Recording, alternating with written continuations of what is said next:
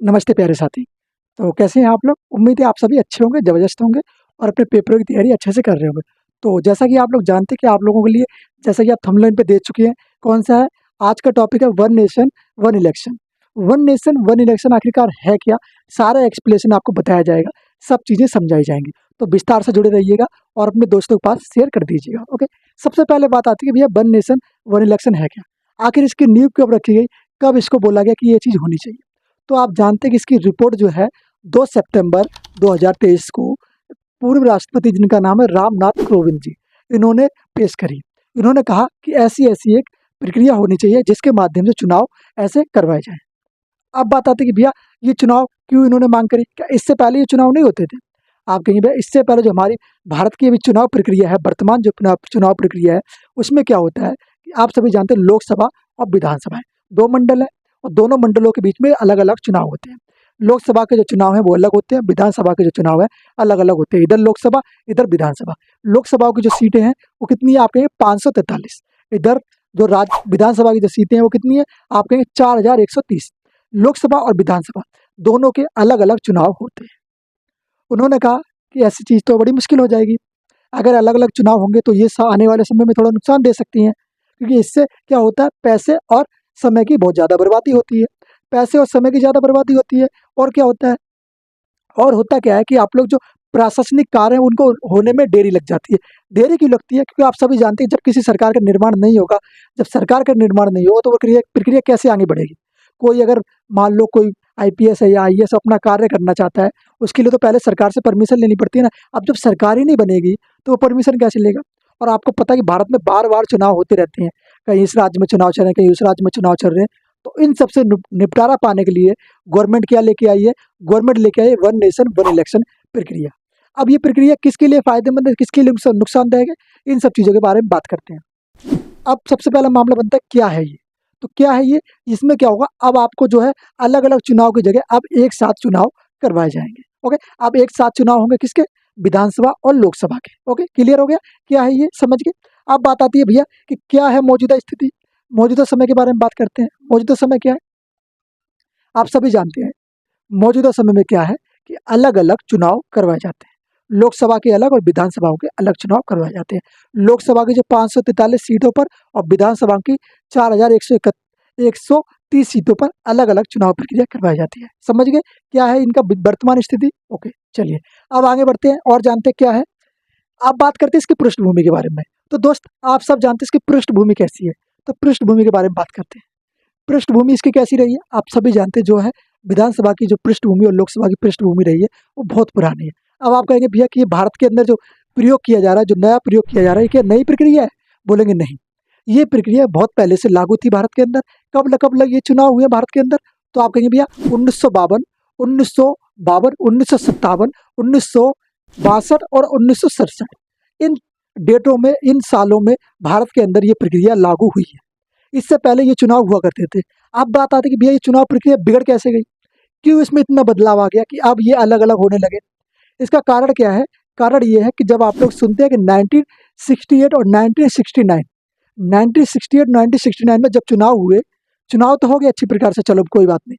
अब चुनाव हुए उस समय क्या हुआ कि कुछ समय पश्चात क्या हुआ सबसे पहले 1968 और 1969 में क्या हो गया विधानसभा जो है वो भंग हो गई। अब विधानसभा जब भंग होगी तो चुनाव प्रक्रिया दोबारा से चलाई जाएगी। चुनाव दोबारा से होंगे अलग-अलग इलाकों में। हाँ जी, अलग-अलग होंगे। तो इससे क्या होगा अब इन दोनों में गैप आ गया। जब गैप आ गया तो फिर चुनाव होंगे, ज़ाहिर-सी बात है। फिर क्या हुआ आगे चल के एक प्रक्रिया और हुई कि आप लोग जानते हैं लोकसभा। लोकसभा में भी क्या हुआ 1970 में क्या हुआ इसका भी भंग हो गई। लोकसभा भी भंग हो गई। अब बात बराबर पे आ गई भाई। अब क्या करें?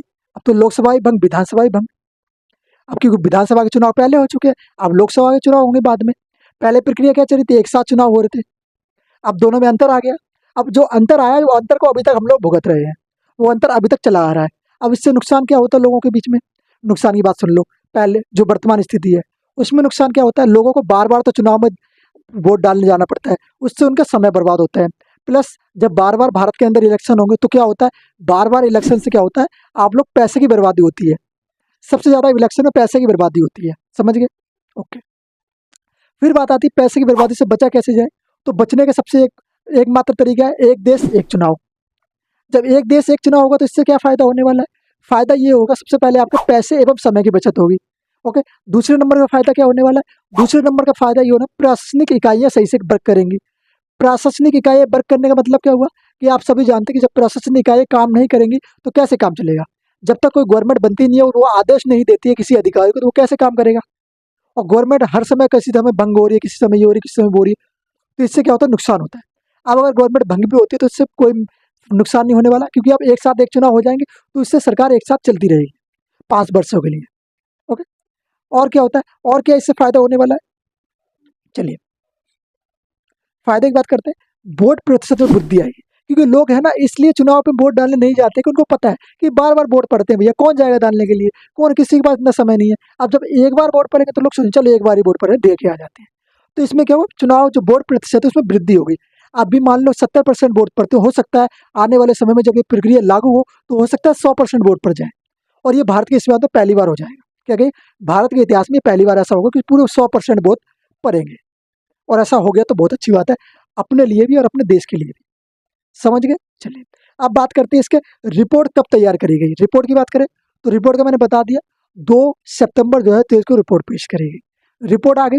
अब रिपोर्ट में क्या लिखा था, कितने पन्नों की रिपोर्ट थी, कौन इसके अध्यक्ष थे? तो सबसे पहले बात करें, अध्यक्ष जो थे वो थे पूर्व राष्ट्रपति रामनाथ कोविंद, इसके अध्यक्ष हो गए।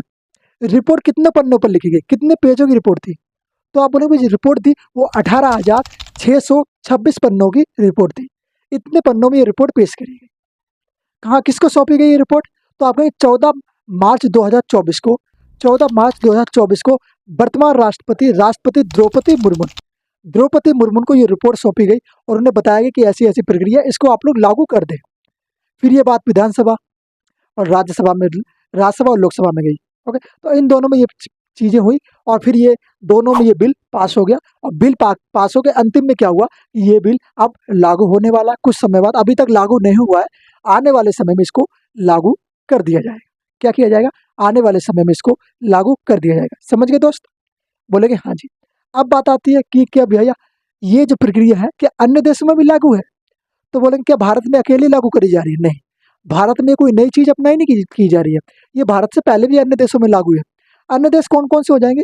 तो आप कहेंगे दक्षिणी अफ्रीका में लागू है। हाँ जी, दक्षिणी अफ्रीका के अंदर लागू है। फिलीपींस के अंदर ये प्रक्रिया लागू है। स्वीडन के अंदर ये प्रक्रिया लागू है। और कौन सा देश है? बेल्जियम और जर्मनी। बेल्जियम एवं जर्मनी, इन सभी देशों के अंदर ये प्रक्रिया ऑलरेडी चल रही है। वन देश one nation. Okay, one election one nation, one nation one election प्रक्रिया लागू है। समझ गए सभी देश? हाँ जी, समझ गए। अब आप लोगों को क्या करना है, इसका विरोध क्यों किया जा रहा है? कुछ राजनीतिक पार्टियां इसका विरोध कर रही हैं, वो मैं नहीं जानता क्यों कर रही है, वो आप लोग समझो। ओके, वो आप लोगों को जानना है कि क्या आप लोगों को सही लगता है, आप लोगों के लिए फायदेमंद है या नुकसान है, वो आपको समझना है। और आपके पेपर के पॉइंट ऑफ व्यू से बताना मेरा इंपॉर्टेंट काम था कि आपके आने वाले समय में ये पेपर में आ सकता है, इसलिए मैंने इसको बता दिया। और आपको एक टॉपिक था समझाने का, समझा दिया। उम्मीद है सभी दोस्तों को ये क्लियर हो गया होगा। क्लियर हो गया तो ओके, मिलते हैं नेक्स्ट वीडियो में। नमस्ते, जय हिंद, जय भारत।